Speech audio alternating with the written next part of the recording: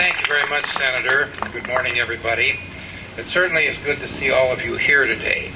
And I'm honored to be here, especially with Majority Leader Steny Hoyer, Senator Harkin, and all of my other colleagues who are going to work to pass this legislation and get it signed into law during this Congress. I also want to thank former Congressman Tony Coelho, who was the original sponsor of the ADA in 1990, along with disability advocates from around the nation. And certainly, not the least, I would like to thank my wife Cheryl for being here today. She gets more cheers than all the rest of us, and that's deserved. Many of you know her. She's a tireless advocate for the disabled and the chairman of the board of the American Association of People with Disabilities. I know the daily pain that she lives with, but just like many of you, she does not let those challenges slow her down. Her disability does not define her, but in fact it inspires her and all those close to her. I am honored to stand here with Cheryl today and to fight to restore the protections that Congress believed were secured under the ADA when it was enacted in 1990.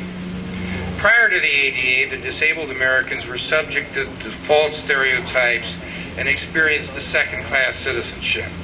But in 1990, Congress passed the ADA to break down the physical and societal barriers that for too long kept disabled Americans from fully participating in the American dream. Like landmark civil rights laws that came before it, the ADA has worked to transform our nation. Fewer citizens are judged by their physical and mental impairments and are now evaluated according to their character and qualifications. Americans with disabilities have experienced increased opportunities, higher graduation rates, higher employment rates, and lower rates of poverty. However, the full promise of the ADA has not been fulfilled. The Supreme Court has slowly chipped away its protections, leaving millions of citizens vulnerable to discriminatory treatment. The court's interpretation created a vicious circle for Americans with disabilities. It created a broad range of people who benefit from, quote, mitigating measures, unquote, such as improvements in medicine, who still experience discrimination from employers and yet have not been labeled not disabled enough to gain the protections of the ADA. This is unacceptable and violates the congressional intent of what was enacted 17 years ago. Today we want to place the ADA rightfully back among our nation's great civil rights laws. The ADA Restoration Act will force courts to focus on whether a person has experienced discrimination on the basis of disability, rather than require individuals to demonstrate that they fall within the scope of the law's protections at all. This change harmonizes the ADA with other civil rights laws, and this is important to emphasize and re-emphasize.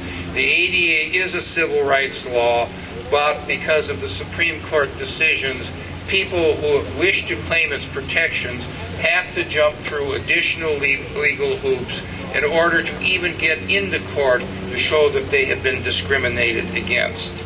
The legislation will finally enable Americans with disabilities to shine the light on the discrimination that they have experienced.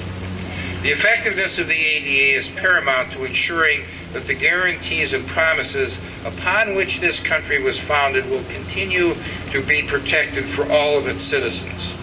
When I look around and see your courage and strength, I am encouraged.